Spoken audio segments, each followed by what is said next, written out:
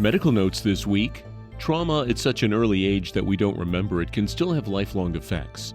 A study in the journal Developmental Science screened nearly 200 preteens for stressful experiences in infancy and toddlerhood, asking if they'd gone through stressors such as parental divorce, a move to a new hometown, or the death of a loved one.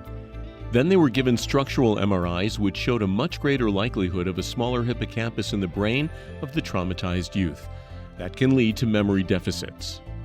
If you get one of your knees replaced, there's a pretty good chance it will lead to having the other knee done within 5 years.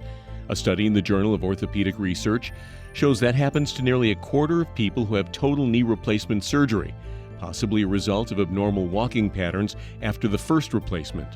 Researchers say physical therapy after knee replacement should aim to normalize walking movement to avoid the need for a second surgery. And finally, if you're in a stressful situation, think about your Valentine. A study in the journal Psychophysiology shows that visualizing your romantic partner is just as effective at lowering your blood pressure as actually having them there to comfort you. It could be one reason having a sweetie is good for your health. And that's Medical Notes this week.